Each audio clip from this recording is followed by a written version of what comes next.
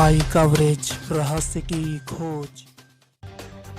नमस्कार, मैं डीपी श्रीवास्तव और आप देख रहे हैं एनएनआई कवरेज रहस्य की खोज। विलुप्तप्राय की कगार पर पहुंच गए गिद्धों की संख्या में अचानक इजाफा होने से पर्यटकों और वन कर्मियों में खुशी का माहौल है।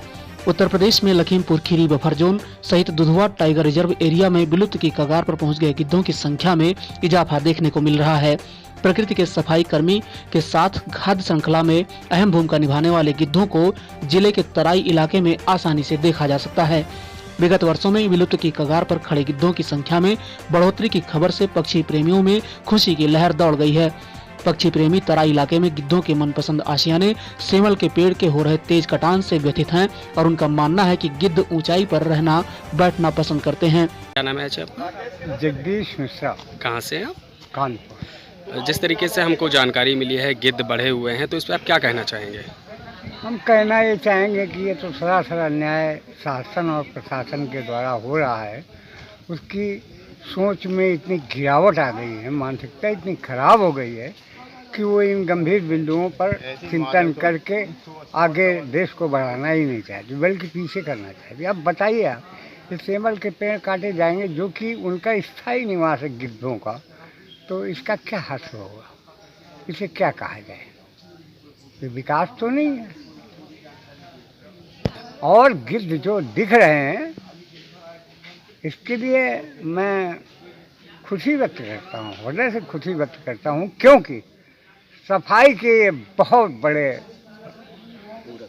पूरक हैं और इनका बहुत अच्छा रोल है। आदिकाल से देखिए कि कितना ये योगदान इनका है। प्रकृति की सफाई करते हैं, गिद्धों का काम ही है। जी।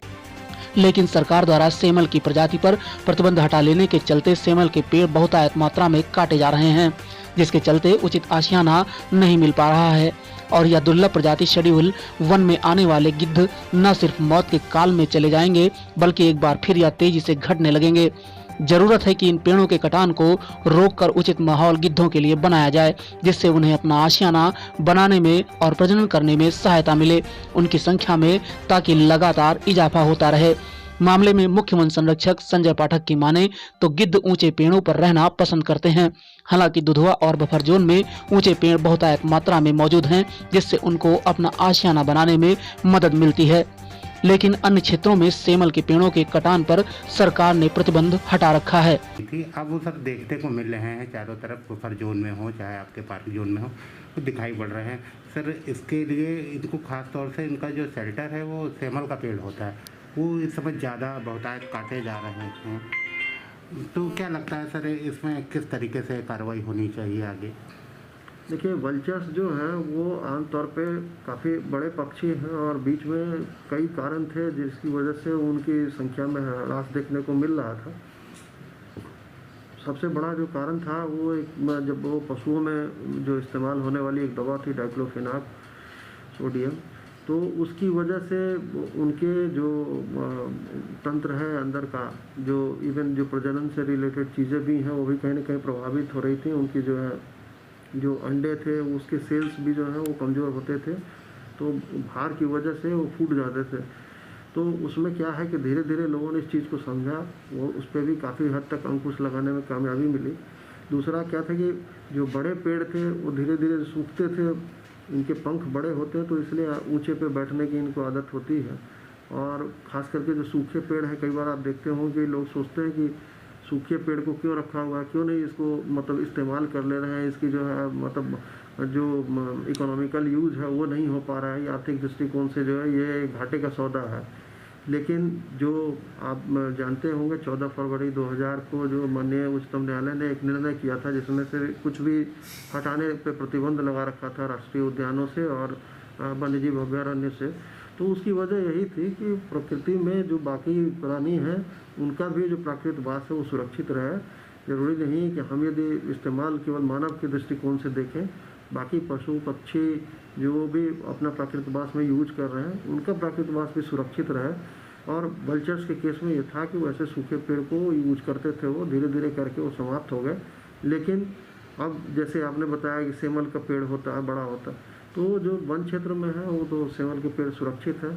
बाहर जो मतलब किसान ने लगा रखा है वो आजकल मतलब उस पर छूट है तो उस पर बहुत ज़्यादा हम लोग कुछ कर नहीं सकते, लेकिन अंदर के जो वातावरण है, अंदर का जो प्राकृतवास है, उसको सुरक्षित रखने में पूरी मतलब जो वन विभाग है अपनी हम भूमिका निभा रहा। और कहीं ना कहीं ये जो हमारे वैज्ञानिक हैं और जो वन विभाग के लोग हैं, इनका प्रयास है, और जो जनता के उद्बुद्ध लोग हैं जिन्होंने कि वल्चर की उपयोगिता को समझा है, क्योंकि वल्चर साहब ने देखा और कालांतर में भी देखते रहे होंगे, और आदिकाल से ही वल्चर्स की जो यहाँ पे उसकी महत्व को समझा गया है। अभी देखिए उत्तर प्रदेश में जटायु संरक्षण के लिए एक केंद्र बनाया गया है अभी गोरखपुर महाराजगंज के बीच में। तो ये सब चीज़ें जो हैं वो एक स्कैवेंजर्स होते थे नेचुरल, जैसे पानी में कछुए होते हैं वो भी नेचुरल स्कैवेंजर हैं, उसी तरह ये हमारे जो है बिना तनख्वाह के सफाई कर्मी हैं वल्चर्स। तो धीरे धीरे उनकी संख्या से ये हुआ कि जो डेड पशु होते थे उनका निस्तारण करना बड़ा मुश्किल हुआ। तो पब्लिक का सहयोग चाहिए इसमें, और बाकी तो जो प्राकृतवास है उसमें सुधार हुआ है, उसकी वजह से अब आप देख रहे होंगे कि उसकी संख्या में वृद्धि देखने को मिल रही है। प्राइवेट रूप में किसानों द्वारा खेत के किनारे सेमल के पेड़ लगाए गए हैं, जिन्हें बिना परमिशन के किसान अपनी आवश्यकता अनुसार काट सकता है। मामले में उनके स्तर से कोई कार्यवाही नहीं की जा सकती। गिद्धों की संख्या बढ़ना और सामान्यतः नजर आ जाना जिले के पक्षी प्रेमियों के लिए अच्छी खबर है। कीटनाशक पर लगाम लगाने के चलते गिद्धों की संख्या में बढ़ोतरी के लिए सकारात्मक कदम दिखाई पड़ रहे हैं। मैं रवि पांडे औरैया से।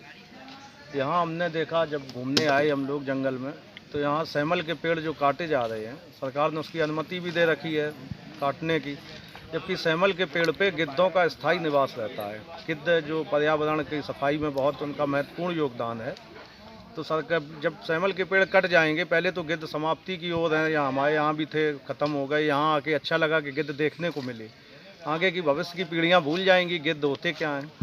यहाँ गिद्ध देखने को मिले, ये अच्छी बात है, देखा हमने। लेकिन जो सेमल के पेड़ जब सारे कट जाएंगे तो गिद्ध रहेंगे कहाँ, क्योंकि गिद्धों का स्थायी निवास सेमल होता है, और जंगल में ज़्यादातर गिद्ध सेमल के पेड़ों पर ही रहते हैं। तो सरकार से ये थोड़ा रिक्वेस्ट है, और हम लोग भी आगे करेंगे मांग कि सेमल के पेड़ को काटने से रोका जाए, और जिससे गिद्धों की प्रजाति में इजाफा हो। बाकी हम लोग भी खुशी जाए, सरकार साथ देती है। प्रशासन, दुधवा प्रशासन से भी कहेंगे कि ये इसको रोका जाए, सेमल के पेड़ों को। मेरा नाम मुकीम शादाब है। मैं दुधवा नेशनल पार्क के करीब पलिया कला में रहता हूँ, और मेरा यहाँ पे आना जाना बहुत रहता है। अपने दोस्तों के साथ में आता हूँ, और यहाँ के वन्य जीवों को और पक्षियों को देखना मुझे बहुत पसंद है, और मैं इनके संरक्षण के लिए भी बात करता हूँ।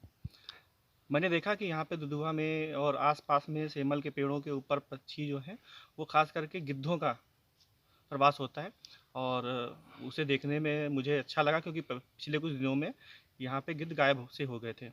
तो इधर 1-2-3 सालों से गिद्धों में संख्या में धीरे धीरे इजाफा हुआ है। लेकिन मुझे ये इत्तला मिली है कि यूपी गवर्नमेंट ने यहाँ के सेमल के पेड़ों को कटान की खुली छूट दे दी है। तो अब अगर जो है एक तरफ से जो है हम संरक्षण की बात करते हैं, तो दूसरी तरफ जो है कटान की बात करते हैं, तो ये किसी भी तरीके से हमको जो है पचती नहीं है। क्योंकि अगर संरक्षण करना है तो उनका प्रवास या जो उसका आवास है वो सेमल के पेड़ हैं। अगर सेमल के पेड़ नहीं रहेंगे तो वो कहाँ पे जाएंगे, और उनकी तो ऐसे ही मौत हो जाएगी। इनकी गिद्धों की ऐसे ही मौत होती रहेगी, और वो जो है भूखे या आवास की वजह से जो है मर जाएंगे। और जहाँ तक ये ज्ञात होना चाहिए कि एक प्राकृतिक सफाई कर्मी गिद्धों को कहा जाता है, और गुबरैला कई जानवरों को कहा जाता है, लेकिन जो है इसमें सबसे अच्छा जो सफाई प्रेमी पक्षी है वो है गिद्ध। गिद्ध जो है हमारे आसपास के मरे हुए जानवर को खा करके वहाँ पे प्रकृति को शुद्ध करता है।